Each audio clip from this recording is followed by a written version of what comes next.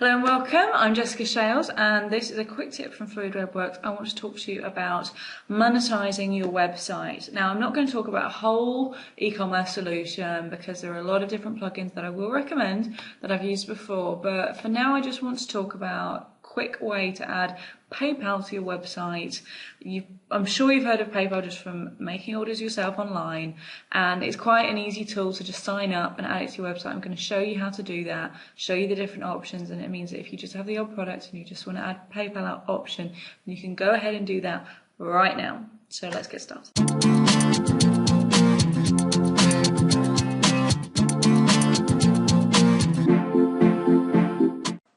So here we are at the PayPal homepage. This is the UK version, so you might see one local to your country if you're not in the UK. And the reason why I'm showing you PayPal is because it's well known and well trusted by people who generally use the internet. I'm sure that you'll have heard of PayPal before.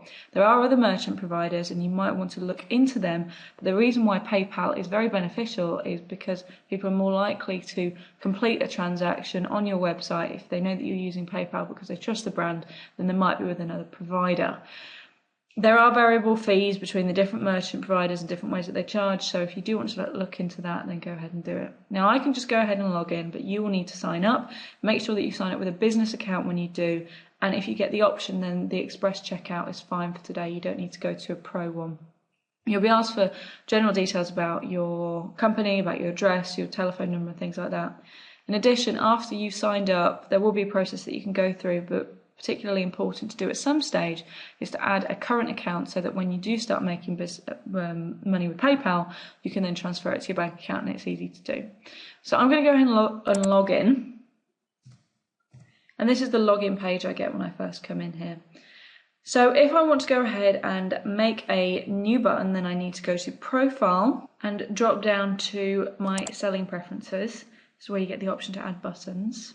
And where are the buttons here? You just go ahead to manage my payment buttons and update. It's got all of my save buttons in here, and I want to create a new button. So there are a lot of different options for how you can use these buttons, and I'll briefly talk about the different options you have. Today we will be talking about a buy now button because this is what you want to add straight away to your website. But you can also add, with buy now you can use it for downloaded products or a physical product. With a shopping cart, instead of going straight to the checkout upon clicking on the button, you will get the option to add several items to a shopping cart and then check out all at once. Might provide reduced postage, but it does provide a bit more, it does involve a bit more coding, so we're not going to talk about that today. Gift vouchers, you can provide gift vouchers on your website. Donations, the important thing about donations is that you are able to change the customer is allowed to change the amount that they donate. It's variable, whereas with a buy now button or any other button, they don't get to choose amount of money. With a subscription, it's obviously a repeat transaction, so it takes it out every month or every billing cycle. Your automatic billing, I don't know what the difference is, I'll be honest. And an instalment plan, obviously there's a cap to that, so it might only be 3 payments of £20 or something. Right, so today we're doing the buy now button. I'm just going to put in the word test here, and just £1. I'm happy with that. Automatically it selects a buy now with all of the merchant card logos in there, which is really useful because it means that if someone's got one of those cards, they think, well, I've got that, I can pay with it. There are extra options like adding a drop-down menu. This is important if there are variations of your product, which either, for this one, if the variations cost more or less, or here, if they don't cost more or less, it's just a different colour. So maybe if your item is available in purple, pink and black or something like that, then you can add that. Adding a text field is most helpful if you have a customization option. Perhaps there's engraving added to your product, then maybe you want to add a text field in there. You can also customize the appearance of your button. At the moment, it is displaying the card logos. If you don't want to do that, you can click that and it goes away. And you can also use a smaller one. I'm happy with this one. In addition, you can change the country, the language, and whether it says buy now or pay now. Now, if you're not happy with the whole PayPal button, then you can actually add your own, use your own button. I've used this before. I usually create my own buttons and I add these, although there's nothing wrong with using the PayPal button because it is well recognised. I'm just going to quickly show you what a URL looks like. If you do want to add your own, then you can upload your image of your button onto your website. If you have a WordPress website, then you can just add it into your media library, you'll be able to see the URL for that. You copy it and then you paste it in here, and this is what it should look like. But I'm happy with what I've got for now, to be honest, for today. So that's fine. User postage amount, in this example I'm going to say that it is a physical product, so I'm just going to say it's 50p just so that you can see how it looks, and it's up to you whether you want to choose from these options. Have a look and learn more here. Step 2, I wouldn't worry about this, about tracking inventory and tracking profit and loss. You can look at that later if you want to. And step 3, this is where the difference is, where if you have got physical products or maybe an information product like a download or something like that. So here we've got, do you want to let your customers change order quantities? Absolutely up to you. Can your customers add special instructions in a message to you? May seem like a great idea, but then if you allow that, then you need to make sure that you pay attention to those emails and those messages. If you don't think that you're going to have a system in place to deal with it, then maybe just say no and require that they email you, because you'll actually get the message. Do you need your customer's postal address? Obviously dependent on whether it's an information product or a physical product. With this one I do. Take your customers to this URL when they cancel their checkout. This is an opportunity where if somebody cancels their checkout and they go back to your website, you can say, I'm sorry it didn't work out, is there anything that we can do to help? Or is there a problem? Is there a technical problem? Perhaps let us know. So if you can do, maybe create a customized page with a form on it so that they can let you know that there's a problem. This is what you need to use this one particularly. Take your customers to this URL when they finish the checkout if you have an information product, because that is where you might have a download book for your ebook, you might have a video if that's what it is, whatever it is. So maybe send them to this one.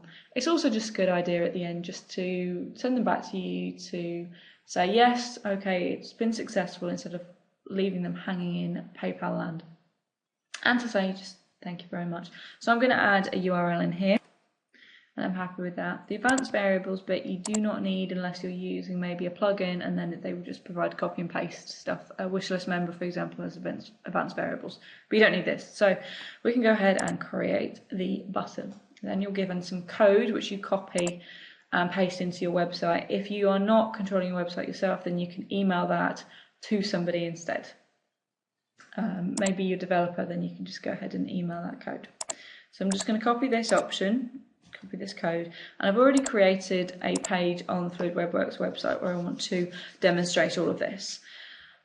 This code needs to go into the HTML portion of your web page. So this is the visual side where I could just write something and it will automatically format it.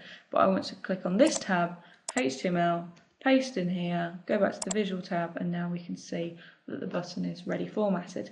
Now this is a WordPress background. Once you're logged into the admin, it might be something that you're familiar with. If you're not, then this is what WordPress looks like, and it's brilliant and it's easy to use. So I'm just going to go ahead and update the page, and then when I view the page, then I can get a button that I'll click on. So I'll go through the process just to demonstrate how it will look. Okay, Buy Now button. So I can just go ahead and click on it, and because it's Buy Now, it takes me straight through to PayPal. You can see that I've already customized the appearance of my checkout. So I've added this logo, and that's something that you can do within PayPal. You can see that this is where the description is. It says test, the amount, and then we have postage and packing underneath. So what I can do is I can go ahead and log in with my PayPal details, or I can click this downward arrow here, and it's possible for somebody to just add their card details instead. So I'm just going to log in to my PayPal account, but it's private, so I'm going to pause it. Right, and here you won't be able to see that there's my postal address is just here. It's confirmed that it's £1.50. It's already all in there, and they've got some contact information here. So I can go ahead and pay now. And thanking me for the order. So I've also added this customized page as well. Thanks for your order, and it's taking you back to the page on the website that I actually specified. So this is my thank you page that I've created before. It's got some information just in case anyone's curious about the payment and whatever else, and they'll be automatically emailed a receipt from PayPal anyway. So that's it for this lesson. I hope you see how easy it is to monetize your website, your blog, your information product, whatever it is that you have on your website, and so that you can add that today and start using it now. If you enjoyed this post and you want to see more things like it, then please subscribe to the channel or sign up for the Fluid Web Works newsletter on the Fluid Web Works website. And if you think that anyone else might find this to be as valuable as you have, then please share it with people on Twitter, Facebook, LinkedIn, whatever you think will be useful for them. That's it from me for this time. See you next time. Bye.